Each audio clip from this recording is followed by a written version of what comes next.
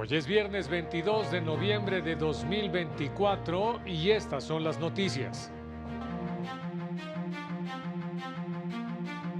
La elección de personas juzgadoras propiciará que se dicten sentencias injustas y arbitrarias, aseguró el jurista italiano Luigi Ferrajoli. La suspensión condicional del proceso es acorde con los medios alternativos de solución de controversias en materia penal, determinó la primera sala. Advierten a consejeros del INE que de no acatar las suspensiones dictadas en amparo, podrían ser sujetos de responsabilidad penal. Hola, ¿qué tal? ¿Cómo le va? Qué gusto saludarle. Muy buenas tardes. Bienvenido, bienvenida a la información jurídica más importante, pero también y sin duda la más relevante de México y de todo el mundo.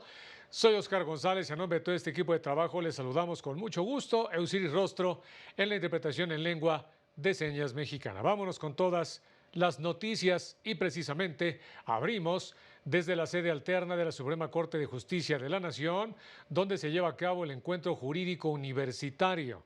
Mi compañero Mario López Peña siguió la conferencia del jurista italiano Luigi Ferrajoli sobre la reforma judicial y el Estado de Derecho. Adelante, Mario, muy buenas tardes. ¿Qué tal? Muy buenas tardes. El jurista Luigi Ferrajoli se pronunció porque la reforma constitucional al Poder Judicial en México y por la que habrá elección popular de impartidores de justicia el año entrante sea motivo de falta de conocimiento institucional y no por pulsiones autoritarias. Y subrayó que esta reforma es muestra clara de la crisis democrática a nivel internacional. Espero que sea la verdadera razón de esta reforma sea una suerte de analfabetismo institucional y no a la voluntad explícita de una involución autoritaria.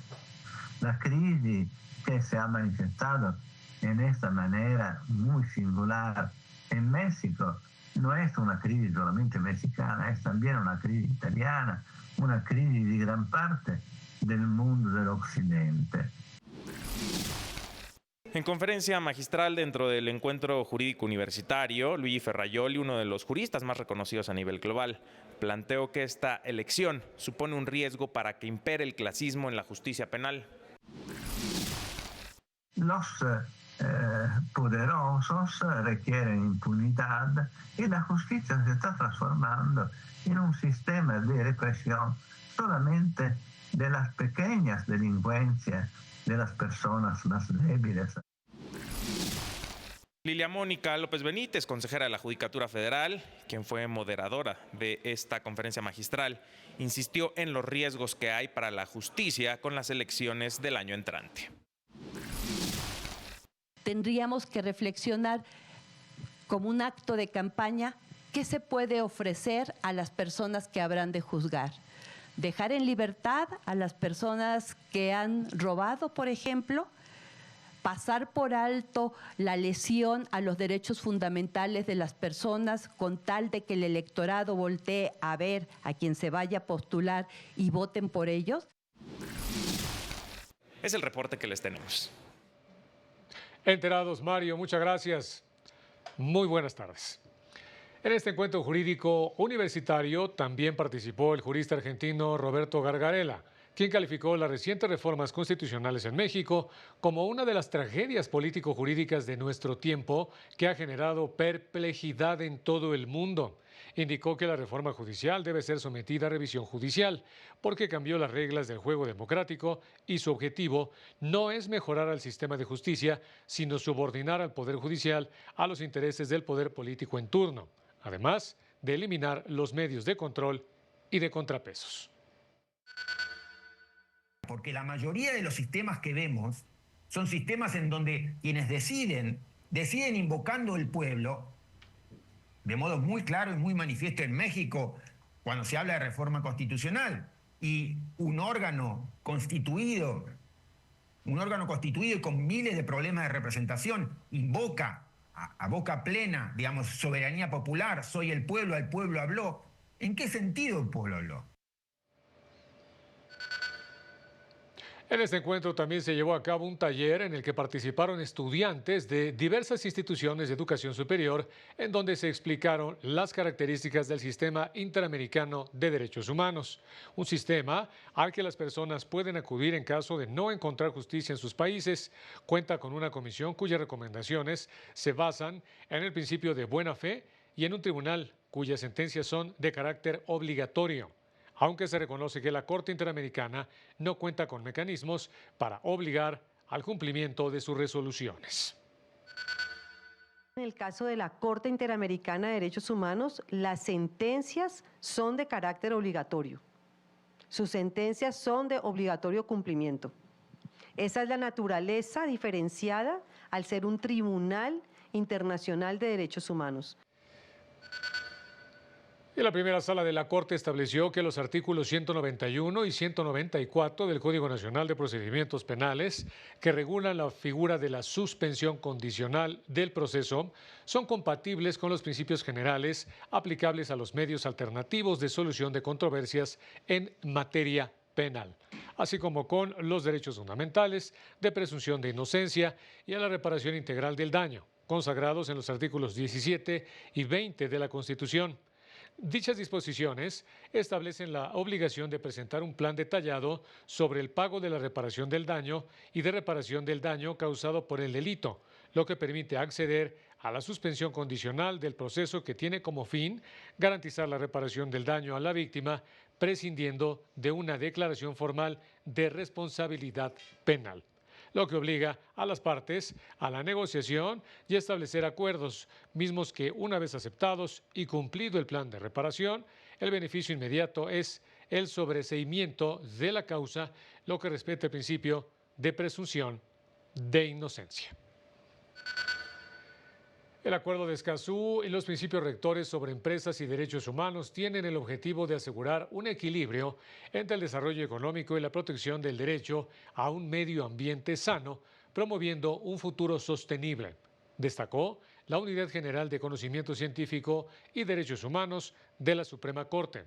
Señaló que los principios rectores, adoptados por la ONU en 2011, instan a los estados a exigir que las empresas informen sobre su impacto en los derechos humanos, mientras que el Acuerdo de Escazú, firmado en 2018, garantiza el acceso a la información ambiental, la participación pública en asuntos ambientales y el acceso a la justicia ambiental. Ambos instrumentos, subrayó, enfatizan la importancia de la participación de grupos afectados y la consulta significativa en procesos de toma de decisiones.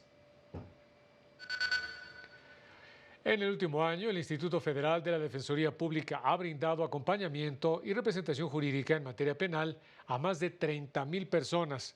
Además, ha otorgado asesoría jurídica a 46,000 personas en materia laboral, administrativa, de asuntos migratorios y a poblaciones en situación de vulnerabilidad.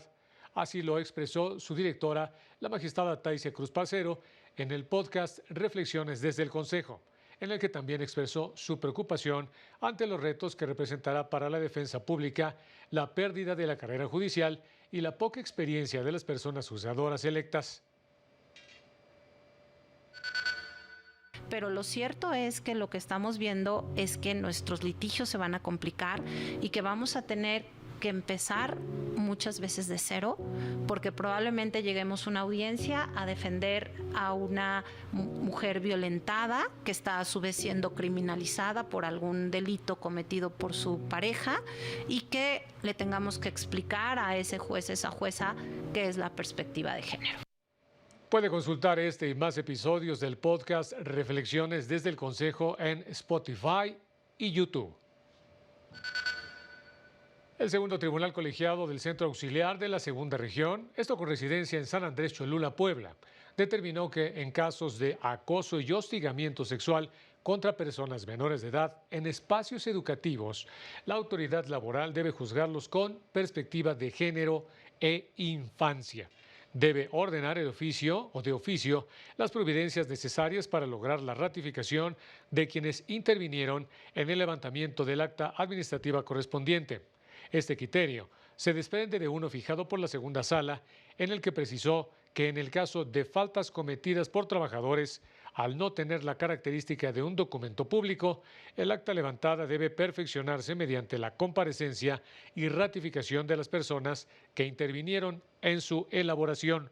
Esto en el caso de que la rescisión de la relación laboral se encuentre inmersa en un contexto de violencia de género, con el fin de que no exista impedimento para sancionar una conducta reprochable en contra de un menor y para garantizar el derecho de los infantes a una vida libre de violencia sexual en el ámbito escolar. Vámonos rápidamente a mensajes y regresamos con más.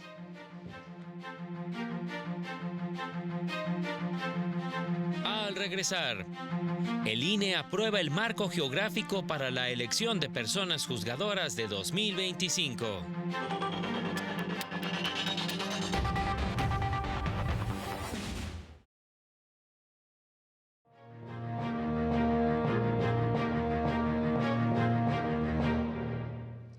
Vámonos ahora con mi compañera Lorena Sánchez Cabrera. Ella tiene información sobre la conferencia de las personas juzgadoras integrantes del colectivo Artículo 41. Adelante, Lorena. Buenas tardes. Hola, ¿qué tal? Muy buenas tardes. Te saludo con gusto a ti y al auditorio de Corte Informativo. En efecto, en esta conferencia mañanera de las personas juzgadoras se informó que el segundo tribunal colegiado en materia administrativa del segundo circuito otorgó una suspensión provisional contra la reforma judicial.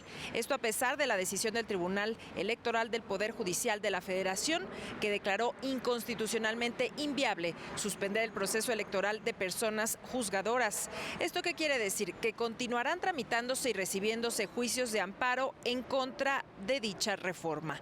Vamos a escucharlos.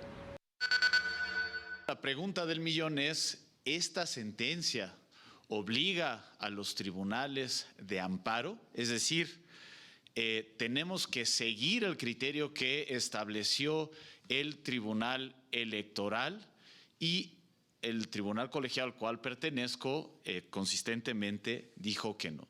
Esta sentencia del Tribunal Electoral no es obligatoria, no es vinculante, ni mucho menos lleva a que desde que se emitió los jueces de distrito y las juezas de distrito tengan que negar la suspensión contra la llamada reforma judicial. Si bien nadie pone en duda que el Tribunal Electoral es la máxima autoridad en materia electoral, en amparo no solo no es la máxima autoridad, ni siquiera es una autoridad que figura.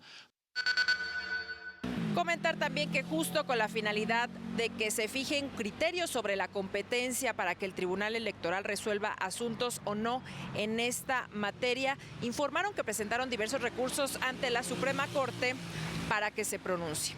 Y en otro asunto hablaron también sobre la posibilidad de que el INE solicite una prórroga de tiempo para continuar con el proceso de elección de personas juzgadoras prevista para junio de 2025.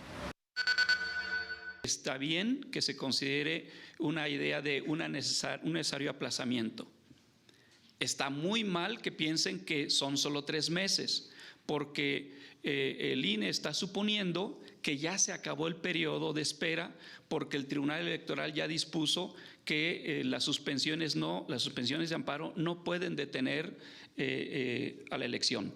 Si consideran que ya se acabó porque el Tribunal Electoral estableció que deben continuar y que por ese motivo van a desacatar las suspensiones de amparo, creo que definitivamente allí hay un nuevo desacierto. Compartieron también la conformación de un colectivo totalmente apartidista integrado por la ciudadanía que están recabando firmas para llevar a cabo una consulta popular explícitamente sobre si se está a favor o en contra de eliminar la carrera judicial. Se trata de la organización Contrapeso Ciudadano. Ese es el reporte que tenemos. Y el cual agradecemos. Muy buenas tardes, Lorena. En tanto, la Sala Regional Monterrey confirmó el desechamiento que hizo el Tribunal Electoral de Aguascalientes de las demandas presentadas contra la negativa de conformar el grupo parlamentario de Morena en el Congreso del Estado. Si bien dicha bancada ya se estableció en el Congreso y el partido finalmente logró su objetivo, las y el magistrado coincidieron que este tipo de asuntos no son de materia electoral, sino parlamentaria. En congruencia con el criterio de este Tribunal Electoral, en cuanto a que los actos relacionados con la integración de este tipo de órganos legislativos corresponden al ámbito parlamentario y no al electoral, el tribunal responsable carece de competencia material para pronunciarse sobre estos actos. El Consejo General del INE aprobó el marco geográfico electoral que se utilizará en la elección extraordinaria de 881 personas juzgadoras a nivel federal. Instrumento que permite la adecuada ubicación de casillas, facilita la distribución de la papelería electoral, de los expedientes de casillas para los cómputos respectivos y la correcta asignación de votantes en un área específica. Asimismo, garantiza que el ciudadano pueda votar por el mayor número de especialidades posibles. Precisaron que la elección de integrantes de la Suprema Corte, Tribunal de Disciplina y magistrados de la Sala Superior del Tribunal Electoral será nacional, mientras que la de magistrados de salas regionales del Tribunal Electoral será por cada una de las 5 circunscripciones electorales en que se divide el país. La elección de magistrados de tribunales de circuito, tribunales de apelación y jueces de distrito será por circuito judicial. Y ya nos vamos, pero sigue a las 19:30 horas nuestro avance informativo y a las 20:30 el noticiario nocturno. El sábado a las 18:30 horas, Semanario Judicial, el resumen de noticias del Poder Judicial de la Federación, con su repetición el domingo a las 10:30 de la mañana. Muchas gracias, soy Oscar González, pásela muy bien, excelente fin de semana. Nos vemos en la próxima.